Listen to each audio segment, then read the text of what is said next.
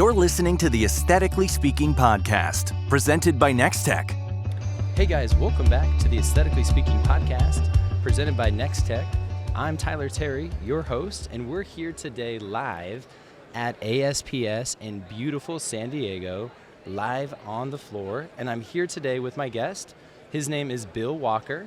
He is the founder and CEO of Aesthetic+Brokers. Welcome, Bill. So honored to have you here. Tyler, welcome to San Diego. You're in my backyard. Wow, that is amazing, and I'm so jealous right off the bat. We've got the Padres winning for you guys on purpose. Everybody's jazzed. We're going to go to the playoffs. Like, you're here.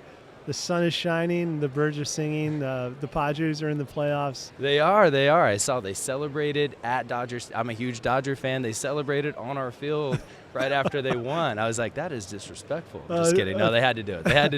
Ohtani made us look so bad during that series. He's making everybody in the league look bad. But I know, 50-50, right? Yeah, that's right, the 50-50 club. But we'll take it. Very proud baseball heritage here in San Diego. We're very excited you guys are here today.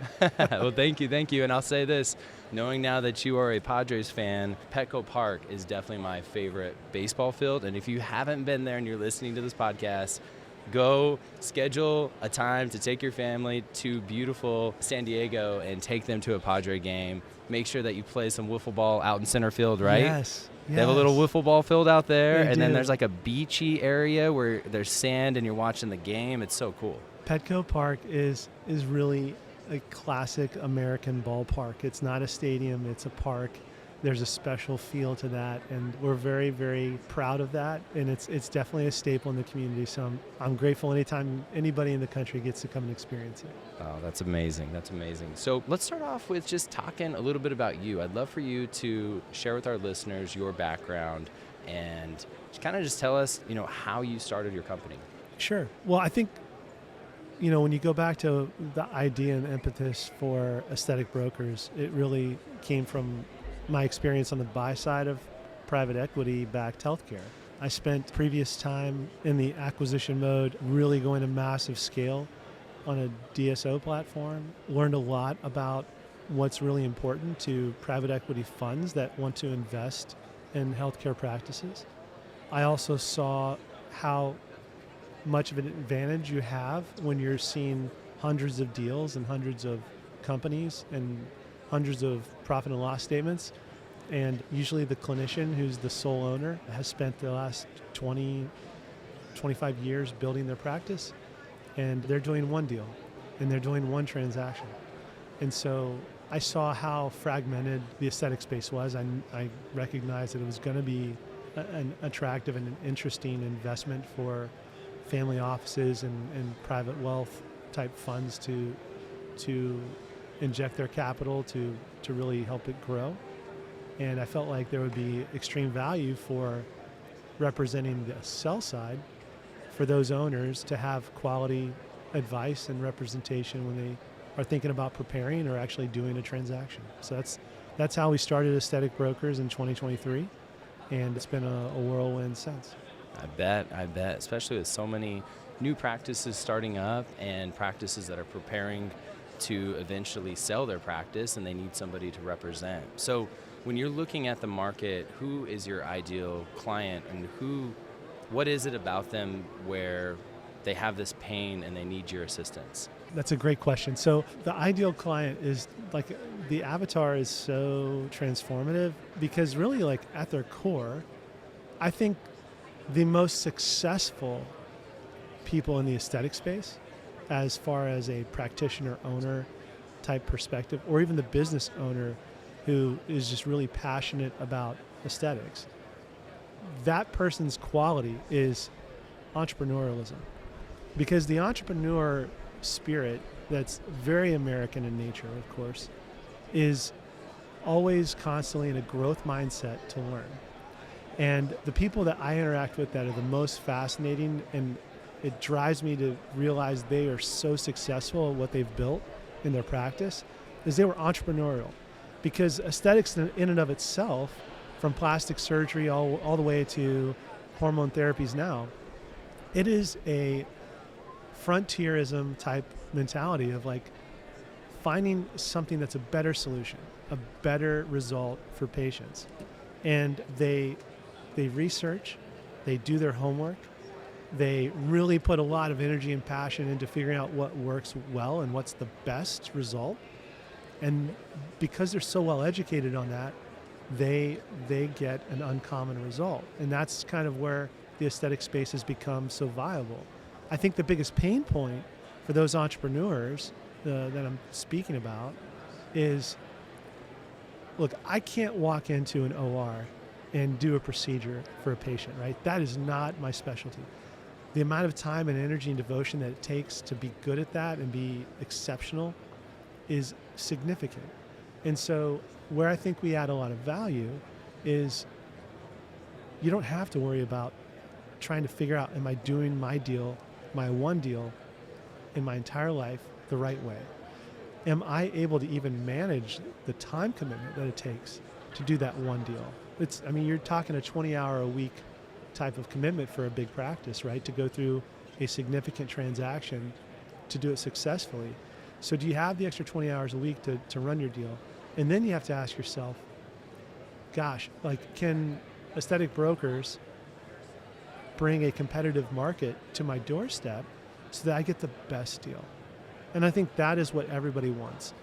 Buyers want the best practices, right? Sellers want the best buyer terms for both culture fit and for the monetary unlocking of their wealth.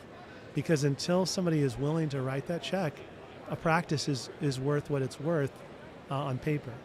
And so that's, I think, probably a secondary result of the pain point of helping them in that process, is really helping them in advance to prepare to go to market so that they don't make mistakes at the 5-yard line. We help them clean up those mistakes at midfield so that when they get down inside the 20, they're scoring touchdowns and not field goals. So what would you say to an aspiring entrepreneur who's getting out of a practice where they want to go and open up their own? Let's say this is very common. We have a lot of successful celebrity injectors who crush it for their med spa. And if the med spa isn't taking care of them, they decide to go and open up their own practice. You know, these 2,000 to 3,000 new med spas coming online, a lot of them aren't just startups. A lot of them are injectors starting their own practice. So what would you say to somebody that's listening right now who's like, I'm not interested in selling my practice. I want to just be in control of my destiny for the next, for the foreseeable future. What should they be doing so that when an opportunity comes knocking at their door, they don't have to wait 2 or 3 years, or they're not behind the ball and they can actually sell? All right, let's unpack a couple of things in there. So when I hear people talk about, this is a great point you bring up. It's very poignant. The super injector, right? The celebrity injector. I tell all of my clients candidly up front is, don't get to a situation where somebody on your staff is the sole critical key pin in your organization, that if they were to walk out the door, you're completely devastated, right?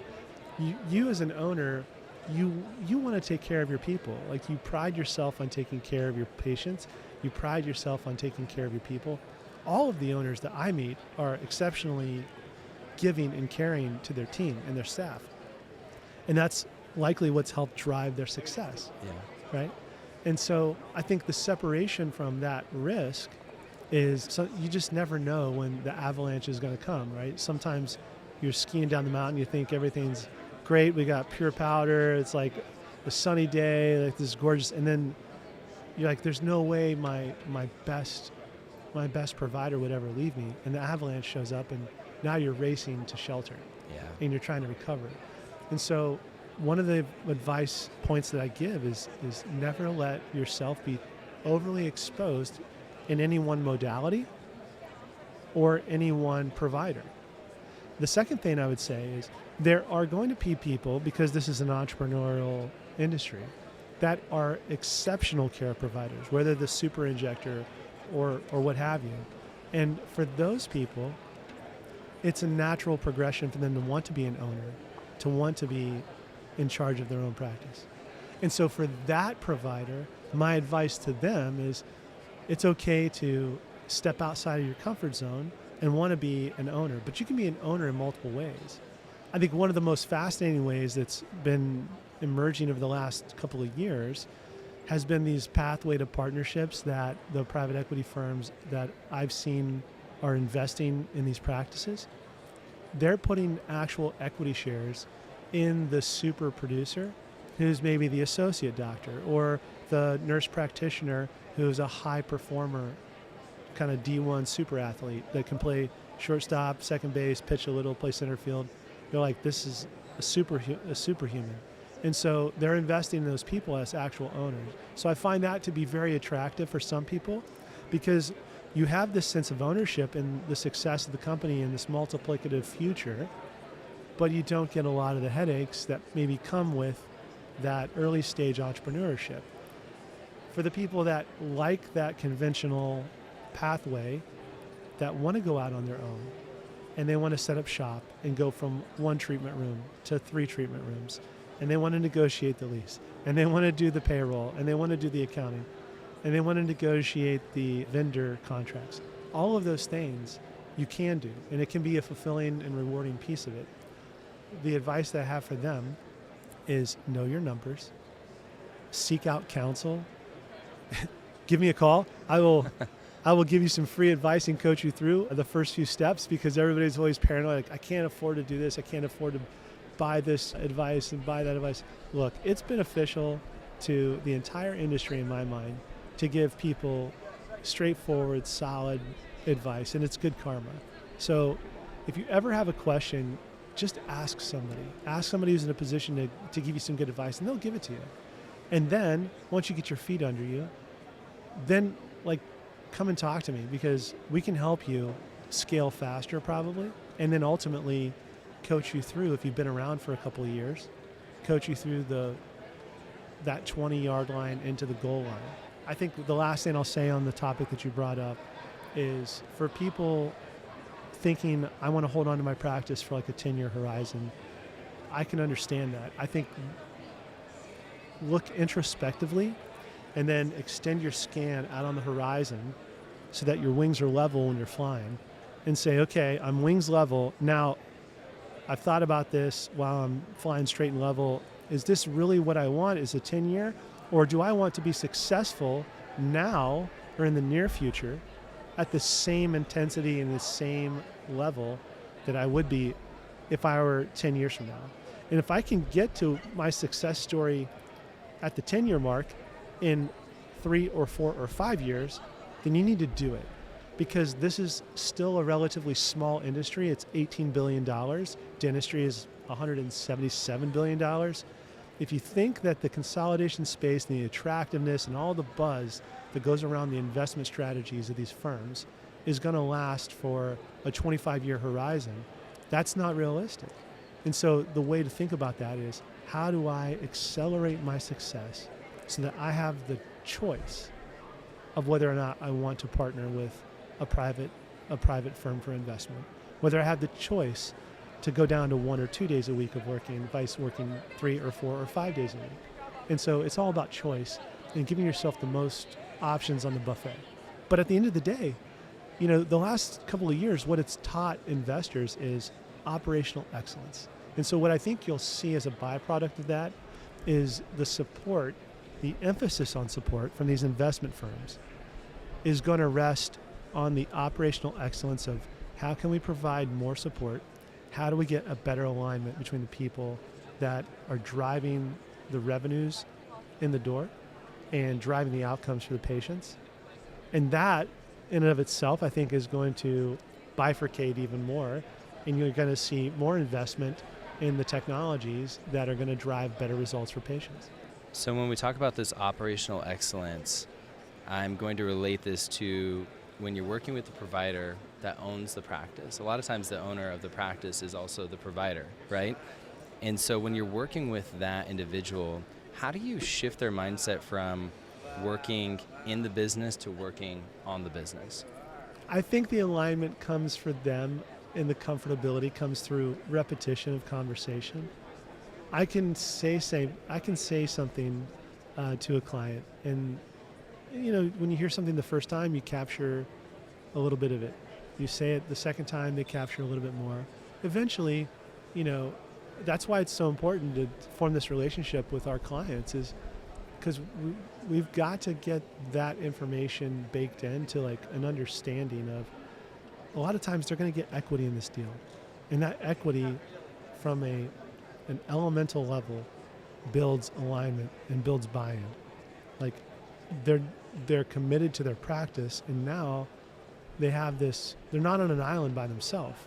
I always tell them, like, look, you want as many people on the island with you because you're stronger as a tribe. And so that's one of the things I think is really good about the consolidation space, is if you pick the right partner, if they pick the right partner, and it's my job to bring those, suitors to their kissing couch and have them sit out in the lobby and, everybody file in and pitch their best case on why they should be able to go to homecoming with them. Well, you pick the right partner, it's going to be exciting because you're going to be aligned with all these other phenomenal clinicians that are around the country that you can share ideas, collaborate, and grow as a group. So let's talk about these suitors. Who are they? Who is actually buying the aesthetic practices and the med spas, and why are they buying them? Well, I think the more right up the middle off of right tackle buyer is the private equity firm that's in the small cap, micro cap, right? They're financial professionals that understand how to analyze the financials of a company. They oftentimes are specialized in healthcare because they really understand what drives a support for those practitioner type functional areas. And aesthetics is such a burgeoning industry. They love being at the forefront of something, at the very cutting edge. The second category of investors that I see are private wealth funds, family offices of sorts. So you might see a billionaire fund or even a couple of $100 millionaire funds that come together under two family offices and want to invest. A very core entrepreneurial spirit is the entrepreneur by acquisition. So think of a younger post-MBA individual who wants to run a business and has that energy and excitement to run it. And they go out and get some financial sponsorship, or they might take out an SBA loan. So those are the most common type of buyers that you'll see. I still see doctors that come to us and say, Bill, can you help me find a med spa in my city that I'd like to buy? And so those are probably the more one-off cases that will take on that client to help them, because it still very much aligns with our ethos of like supporting the individual doctor, supporting the individual PA, the individual nurse practitioner, the individual CRNA. That's at our core what we value supporting. And so if I get an individual doctor who's like, I want to own my own med spa, we'll sit down and talk with them too, because I think that hits the button for us of feeling good about who we're helping. So what are they typically looking for, and what would be some things that would make them walk away from a deal? For these savvy investors, they want to see redundant, replicable program processes. They want to know that it's not just hinging on one person who shows up every day and just makes magic happen in the back in the kitchen, and then out comes a cake. They want to know that if you're out skiing and you run into a tree and you're laid up in the hospital for several months, that the practice is going to continue to do well, right? And that comes from having overlap of modalities for energy-based devices, for lasers, for neuromodulators, for your prescriptions that you're writing, if it might be a semaglutide. They want to know that there's redundancies there. They want to know that you have a process in place. That regulatory compliance that you're paying attention to, those are the people that fetch the outsized returns. And that's what I always tell people is you've got to inspect what you expect, right? If you expect to do well in your practice, you've got to inspect it. So you've got to know your numbers. They want people who know their numbers. They want people who know the dollars and cents behind those numbers. And they want people who know their people. That's what makes them very attractive. So if a practice was only in business for 3 years, but they've got all of those things dialed in that are replicable, could they sell at the 3-year mark? Absolutely. Like, I would tell them it's to their advantage too. Like, if you look at the consolidation timeline, like, this is not the end all be all. However, what I will say is that you need to look at the consolidation timeline of any healthcare industry, right? There's a great movie with Jeremy Irons. It's a Wall Street type movie. He says, you can either be first, you can be smarter, or you can cheat. And, there's somebody always smarter than us, and we don't cheat, right? And so the point of it is, be first. If you're the first, if you're in the early stages of consolidation, you are postured for much greater probabilities of multiple equity returns, right? Those liquidity events when the platform that you've joined has now multiplied out, there are not 3 or 4 or 5 practices in the organization. There's 35 or 45 or 55 practices in the organization. And that group has successfully sold to the next bigger investment firm in the cycle, the life cycle. Your shares of stock, your shares of your units in a privately held company, they're unlocking, and you're getting another multiple of cash on that value. And they're going to have you leave some on the table, and you'll roll it forward, and then you go through another cycle again for another 4 or 5, 6 years. So if you go early in the cycle, you're getting compounding multiples on that if you're picking a smart partner that's disciplined, that knows how to provide operational support for excellence, that knows how to provide back office support, and they'll build intrinsic value and organic value, and you're way better off in the earlier stages of a life cycle. So as an owner of a practice, what would a buyer ask of me after an acquisition, typically? I love that. That's a good question. Well done. All right, Tyler. So they're typically, most of the deals I see are multi-year requests for staying on. They want alignment. They want the face of the practice. They want the face inside the practice with the team to stay on for usually about 5 years. Sometimes a year or two less, maybe. They're willing to consider. Sometimes you stay for a year or 2 years. It's just the value of the deal changes, right? So you can have a great deal. If you're at the tail end of your practicing, whether it's 50 or 70 or 80, right? You can say like, hey, I want to be done. I want to be done in a year and a half. And I can help, my team can help structure those conversations with investors to say, this is a quality practice. You definitely want to invest in it. This is a good buy. And here's a stipulation for them. And then we help set expectations of what does that offer look like from a monetary perspective. So that's typically what I see. So when we're talking about due diligence before the deal's done, what does it mean to do due diligence back on them as a buyer? For somebody that's listening and they don't really know about it, maybe they have a friend that went through it, but they're like, what is that? That sounds scary. What is it?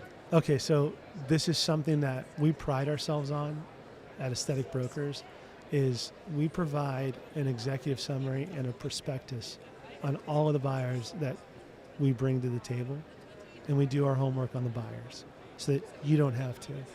And we go through every single one of them and tell you about the pros and cons. And I always think of things, this goes back to my previous life, but I think of things how the CIA assesses risk, and it's never a percent, it's probability and severity, right? And so I look at risk in the deals, and I say, what's the probability of failure, and what's the severity of that failure? What's the probability of success, and what's the severity of that success? How outsized of a return can that success be, both from a cultural perspective and a financial perspective? And so when we go through that together, it's very important because you need to listen to what's important to these owners of these practices, because it's going to be different for everybody. I've never met a single deal that was the exact same. I've never met a single client that was the cookie cutter client. If you are, you're not listening hard enough as a representative for them. And so, look, we're going to sit down in person and meet. It has to happen. I got to see your practice, right? Or one of my executives has to see the practice. But we got to sit down and go to dinner and talk about what's important to you. And because then we can help with the strategy. And ultimately, I like to have management meetings where we have the investor core come in and sit down and break bread and talk to the seller and say, Tell me about you guys as people. Tell me about you all as an organization. Show me an example. Tell me an example of what you just told me that's important to you as your core values. How can you articulate that to me in an example of a deal you did? I'll tell you something that's interesting on the buy side that I found was very fascinating. Was there was a doctor who had an early onset condition that was going to impact their ability to have a steady hand, and that was extremely concerning to them, right? And one of the things that I was most proud of was the fact that that dialogue can occur between the buyer and the seller, and there were measures put in place that didn't devalue the deal at all. There were measures put in place ahead of time to check the boxes so that the doctor would be covered on their deal and the business would be covered on their deal, to have other providers come in and be a part of that. And so I think never be afraid of any aspect of your deal. I found that almost every single hurdle that you're scared about can be overcome through teamwork and candid conversation. But it's probably better to go through that conversation with somebody like us first until you get to a letter of intent, and then you tell them. Because we can help you manage that expectation. And then we'll find the buyers to come into the management meetings that you can sit down and ask the tough questions of. And that's really where the rubber meets the road for the client. I love when you talk about breaking bread with the practice and actually getting to know them. I feel like that's a lost art these days, of remembering the importance of having somebody actually sit down with you in person, or come in and take a look at my practice, experience it firsthand as a patient. Yeah. And even more so, I respect so much that you care to know the practices and partner with them, before you take it to the next level and go and represent them. So that's huge. Well, this is a year-long process for some people, right? I mean, it's a 6-month to a year process for just about anybody. So, I mean, if you're going to be in somebody's life on a weekly basis to help lift a significant load on a very important topic for them, probably the most important business topic they'll ever come across, you need to care. Like, you need to care about people's families. You need to care about people as an individual. And sometimes I'll even get told things about an individual and like what they're really like for their goals and their personal aspirations in a very, it's a very private setting for them, because there's something about a credible stranger that they can unload and be like, I'm really worried about this, Bill. Like, how do I make sure that I get this? Is this going to change on me? And they may not share it in front of their spouse, because they have this like load that they're trying to put on their shoulders for their family, to take care of their family. They don't want to stress them out and worry them. They're like, I'm really worried about this, Bill. How do we deal with this? And the answer is like, all right, I got your back. Like, let's talk through it and we'll come up with a strategy that works. That's cool. I love that. And I love that they can trust you to go to you. And that's such a great point. I mean, I would probably do the same thing. I probably wouldn't share that and stress out my wife or my family. And It's great that I could, voice that to you. And then, I mean, you've been there, you've done that with so many practices, where it might even be something where, like, I can't believe you were even worried about that. That's not a big deal. We'll bring this up to the buyer. What do you think doctors who are being approached by private equity need to be aware of to protect themselves? There are so many options that are out there. These are really, really smart individuals. Like, they're incredibly intelligent. I can't walk into an OR and do anything but watch in awe of what these individuals can do. Why would you ever walk into a boardroom and do your own deal? Like, don't do it.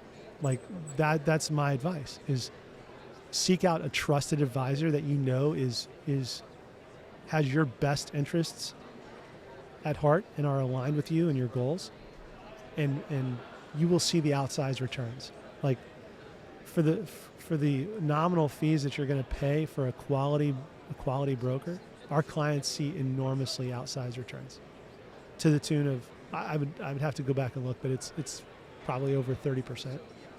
It's easily over 30%. Some deals again, and they become skewed. Like, wow. Given the background on that, it becomes skewed as well, because some deals, they got a horrible offer, and we'll get them like 200 times, right? Because they just didn't know what the offer should have been. Other deals, they'll get 20%. Some deals, they'll get 40, 50, 60%. But man, like, I guarantee you this, when you walk into the room with the team that I've assembled, like all of my executives have buy-side private equity healthcare experience. And that's for a reason. That's a differentiator. Our level of detail and our valuation analysis, like heavy valuation analysis background when we look at financial numbers, I feel very confident when we walk in to have a conversation that it adds credibility for the buyers, that they know that they're talking to Aesthetic+Brokers client, in that what they're telling us is in the financials is accurate in the financials.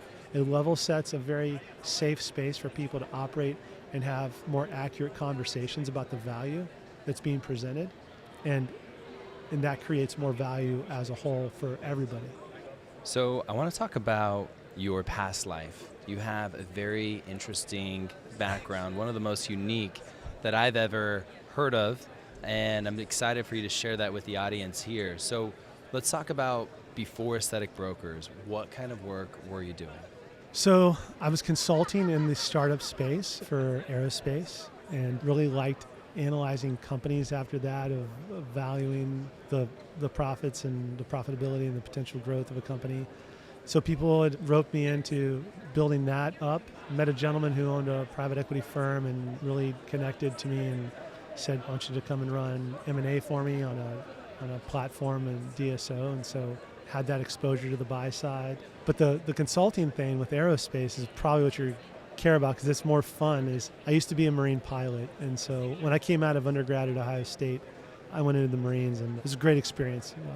The privilege to serve the country and some amazing Americans along the way. Thank you so much for your service. I mean, first and foremost, I mean, we live in, to me, by far and away the best country in the world, the Absolutely. greatest country. Absolutely. And I'm incredibly blessed to live here, and incredibly blessed for the incredible men and women who serve and continue to serve, and those who have served. So thank you for that. Yeah, America's worth it. Absolutely. I love that. So let's talk about, I'm so excited to talk about this, Marine One. Tell us about that. How did you fly Marine One? So I flew the V-22s at Marine One. I always try and clarify that for people. It was an incredible life experience. You'll hear a lot of guys and gals at the squadron say it's a series of once-in-a-lifetime opportunities packed into a short couple of years. Wow. It's like most other things in life. You throw your hat in the ring and see if you get to be the man in the arena, right? Is a pretty extensive application process. Your background and your performance record is reviewed scrupulously, and then you got to pass a top secret clearance, and then there's a Yankee white clearance that allows you in proximity to POTUS and VPOTUS, and it was just incredible. It was an incredible opportunity. I got to serve. You serve at the pleasure of the presidency, and it's non-political. So I served under 2 different administrations, and it was a privilege to do so, and everybody there is just top notch. So you get to work with the best of the best when you're at Marine One, and hats off to them. Who are the 2 that you flew for? I was there under Obama and Trump. Wow. So I got the full end of the spectrum, as most people are. They always want to ask about that, and I'm like, talk to me after the podcast. That's amazing. Yeah, That's amazing. It was impressive. It was such a great experience. Yeah. Well, thank you. First and foremost, even more so than, obviously flying POTUS and VPOTUS, it's amazing. But thank you for your service to our country. And thank you for your love for our country. That's something that I could feel from you when I first met you, is how much you love our country. And I love that. Well, okay, so no joke. Aesthetics is very American. Like, you think about it, like, it's such an entrepreneurial, pioneer, pull yourself up from your bootstraps. So many practices that we see today were created by people who were in an environment, in maybe a hospital system that they weren't a fan of. They weren't getting treated well. This was a side gig for them that they were extremely passionate and became very knowledgeable about. And then they had the gumption to go out and start their own business and start their own thing, and then became wildly successful. That is purely American in nature, and you can't do those kind of things in other countries. Some countries you're forbidden from doing it. So I love I love the entrepreneurship, the pioneer experience that you get when you talk to these owners, and it's just cool. So what kinds of things from your life in the military did you carry forward into this work today? Hard work, being in the details. You've got to be humble. I think you mentioned two of your core tenets are humility and hunger. And I love those tenets. Those are very important. One of the things that, ironically, by humbling yourself through that military service, is it allows you to be a better servant to people. And that's really important. The hard work, a great work ethic will get you a long way, because somebody's always going to know more. But if you keep grinding and you keep working, you keep asking questions, and you never give up, you get better and you get better and you get better, and steel sharpens steel. And I think that credibility, ultimately, like if you're asking for one thing, it's the credibility. To be able to stand in a room full of people, look someone in the eye, tell them something, and they're like, is that person full of crap or not? I don't know, because I think a lot of people get approached some very speculative things. But I think the nice thing for us is if I show up at the dinner, people know, like, probably within about 10 minutes, they're like, okay, like, this guy is like kind of lived his life how you walk the walk, I feel like. Yeah. And so that's what we try and do, is treat our clients with that kind of dignity and respect. Wow.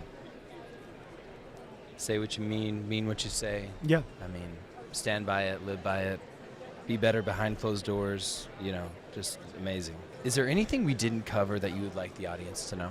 Man, I mean, like, I feel like this is such a great opportunity. I'm so appreciative, Tyler, to be able to speak with you and to your audience about this stuff. Oh, thank you. I've enjoyed. I've learned so much from you that pearls that I'm going to take back home. So just want to make sure I gave you a chance there. Yeah, no, I think the things that I would say that matter for them the most are, there's a whole lot of med spa practices that are starting to open their doors in 2024 and are going to continue to open their doors in 2025. The average revenues dropped from 2022 to 2023, and that's because we had an uptick in the number of med spas. So naturally, if you're a new med spa, you're not producing as much revenue. The numbers will skew a little bit. So this industry is incredibly young from both an age perspective and from a years in business perspective. My advice is seek out counsel and advice early, and make those alliances to have the end state in mind now. That's probably the one thing I would say is, like, I can share thoughts with 1,000 people, or with one at a time. The most important theme I would extend to the thousands of people in your audience is have the end state in mind right now. If you're 55, if you're 45, if you're 35, have that end state in mind now, because the day that you think that you're going to be ready to hang them up, you got to add 5 more years, right? And I go back to the early part of the conversation again. Don't sit around thinking I'm building my empire for the next 5, 6, 7 years, and then you miss the boat. Make that an educated, informed decision now, and look, they can hit us up at our website.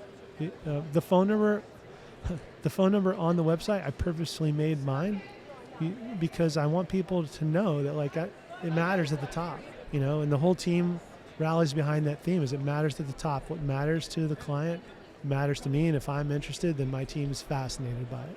Wow. And so, yeah, you can reach out, you can text me, you can call me, you can put an info at the website, and I'll give more information to anybody that needs any kind of guidance or wants to bounce an opinion off of me, and happy to help. I've never heard of the CEO putting their number at the top of the website.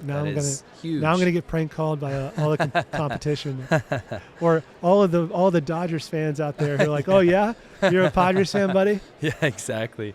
And tell us a little bit about your podcast. Yeah. So look, we love having guests on our podcast. Aesthetic Appeal is just, it's in its early stages. I love talking with people. I'm not so much the person who's like, get out there and have a heavy Instagram footprint, right? I'm the guy who's like, let me work on your deal for you. Yeah. But I know that it's important. And so you guys can follow us and look at us on that as well. And now that I've got some amazing support in the background that's going to help me, I'll probably be more in front of the camera and on the microphone to do some more episodes. And we're going to do a webinar series that I'm actually really more excited about, because I feel like we're providing good quality information for future clients so that they can really get some pearls to help them with their growth. Well, Bill, I want to tell you thank you again so much for taking time out of your day to stop by and record this episode with us in San Diego, in your backyard. I'm going to say go Padres just for you. There it is. And all right, Next Tech. Go Padres, Next Tech. Can I put those two together? Yeah, exactly. And for those of you that would like to connect with Bill, all of the info to follow Bill on LinkedIn, Instagram, go and subscribe to his podcast, check out his website. Don't prank call him. That'll be in the show notes below. So thanks again, everyone. And again, thank you so much, Bill. Thanks for listening to Aesthetically Speaking, the podcast where beauty meets business, presented by Nextech. Follow and subscribe on Apple, Spotify, YouTube, or wherever you like to listen to podcasts. Links to the resources mentioned on this podcast are available in your show notes. For more information about Nextech, visit nextech.com, or to learn more about TouchMD, go to touchmd.com. Aesthetically Speaking is a production of The Axis, THEAXIS.io.